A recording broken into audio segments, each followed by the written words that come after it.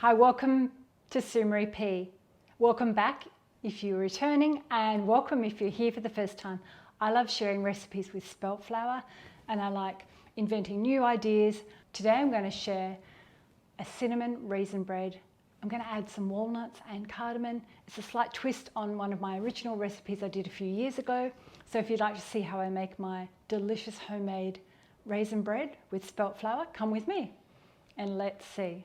So the first step is we need to mix all the flour and all the ingredients together. I'm going to do a combination of whole grain spelt flour and white spelt flour. So in this small bowl, I've got 150 grams of whole grain spelt flour. And you can mix and match to do your own flour combination. If spelt's not your thing, you can swap it out for regular flour. And that was 1 cup. And in here I've got 350 grams of white spelt, so I don't throw it everywhere. And that's about 2.5 cups. And as usual, I'll pop some other measurements above for my USA viewers. Into that, I'm going to add 1 teaspoon of salt. I'm not going to add any sugar today. I'm going to do it sugar-free and no milk and no oat milk or anything. On the other side of here, I'm going to put 2 teaspoons of this fast yeast. If that's 7 grams or 2 teaspoons. If you want to use fresh yeast, use about 20 grams or 21 grams. And I'm going to be quite generous with my cinnamon because I love cinnamon. 3 teaspoons of cinnamon. That was a heaped one. And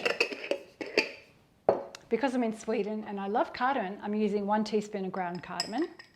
But that's optional. You can put in mixed spice or a little bit of ginger powder. And in here, I've just got warm water from the tap. It's just lukewarm, 300 mils.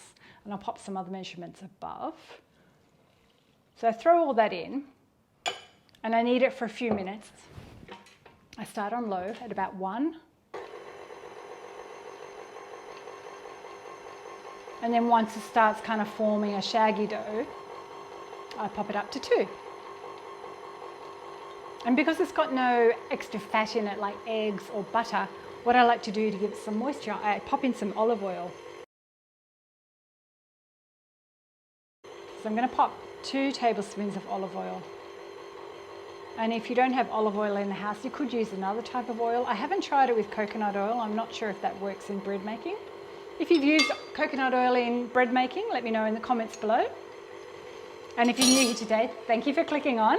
Please consider subscribing if spelt flour is your kind of thing. I also like baking with buckwheat flour and I like experimenting with some gluten-free ideas. I'm just going to bump it up to 2.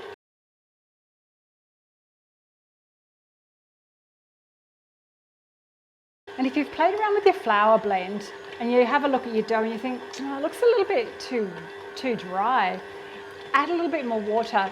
Dough making is so unpredictable sometimes, even though you measure everything out. Sometimes different brands of flour react differently to moisture. So today I'm going to add just a little bit more water. I bought a new brand of whole grain spelt flour when I was at a bakery recently, and it's got a few extra grainy bits than normal, so I think we need more water. So I'm just going to put another splash in. And I might have gone overboard, but let's see. The thing, if you make it too hydrated, it's always good to have a little bit more hydrated. Let it rise in the first proof, and then you can always add some flour when you're kneading it. I think this will be fine. I'll just let it do its thing. I'm going to clean up. So once that's finished kneading, what I like to do is I like to transfer it to this medium-sized Pyrex bowl. This is kind of the perfect size that I know when it's ready because it rises to the top and then it's like it's done. So I oil that with a little bit of olive oil, or you can grease it, you can add a little bit of flour. And you can either cover it with a damp cloth, or what I like to do is add plastic because it creates a really nice seal and a humid environment for the dough to rise. Let me just check this.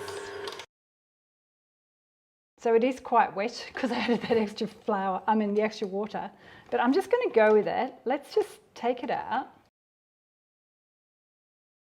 The thing with spelt flour, you don't need to mix it or knead it for as long as regular flour. So we usually only do it for about 3 to 5 minutes. Regular flour, if you've swapped it out, you might need to do it for about 5 to 8 minutes. So grab it all out with the dough scraper. These plastic dough scrapers are perfect to getting your dough out.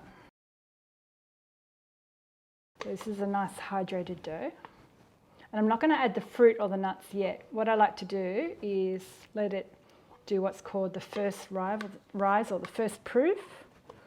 So the dough and the gluten have a chance to do its thing before I add any extras. Okay, just get a little bit of that dough off. I'm just going to smooth some of that with the oil from the bottom. That's all good to rest. I'm going to cover it with plastic. And now it's best to let this sit free from any windows or drafts. I'm going to pop this in the corner because I've got the skylight open, and rest it for about 45 minutes to 60 minutes until it reaches the top or doubles in size. So we're back with our dough. I've got this lovely stretched plastic on top, and it's almost reached the top. So what I like to do is I'm going to add the nuts and the fruit now. So my walnuts I toasted before we started filming, just so they're nice and cool, and I've chopped them up. So I toasted them in a low oven, about 160 degrees for 5 minutes. So I'll place the dough in first. So I'm just going to swivel this around. Actually clean my bowl while I was waiting. So grab your dough scraper. Now I have tried to fold the nuts and fruit in, but I find this way it incorporates them a lot more. So just throw the dough back in. So I've got 100 grams. Where's my computer? Let me just double check. So I've got my notes. I've got 100 grams of the chopped walnuts, which is about a cup. So I'm going to throw those in.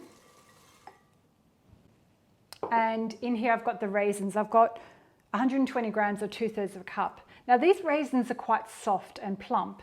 If you find your raisins are really dry and hard, just soak them in a little bit of boiling water at the beginning of the start of the recipe and then drain the water off. So I'm just going to bump these around, mix it around for about 30 seconds.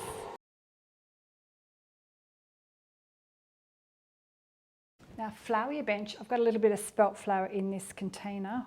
You can also use rice flour. I find I use that sometimes.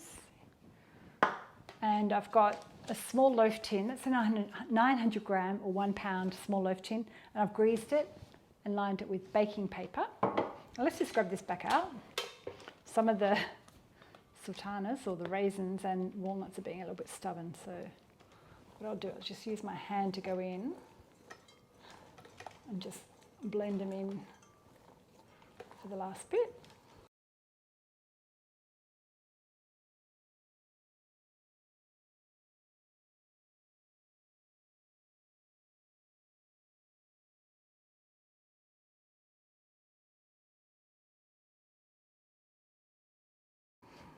Okay, I'm just folding it in a very ad hoc way as I'm talking. I was pushing it down and then folding it into itself, just trying to incorporate all of those bits of fruit and nuts. Okay, these ones that are poking out on the side, I'm just going to remove those.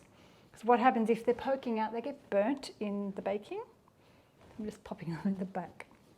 Okay, I've got an almost loaf shape, which looks quite good. So now I'm going to pop that in my tin. You can just kind of like stretch it down. So now I'm going to let that rise again for about 30 minutes, and I'm going to cover it with some plastic wrap again. And we'll come back, then we'll bake it. Oh, so while we're waiting for this to rise, we need to pop our oven on to 200 degrees C with a fan. This oven is a Neff oven and it runs really hot, so I bump it back to 190 and it seems to work fine for me. And I'll pop some Fahrenheit measurements above. So now it's time to bake our bread. Look at that, it's risen again.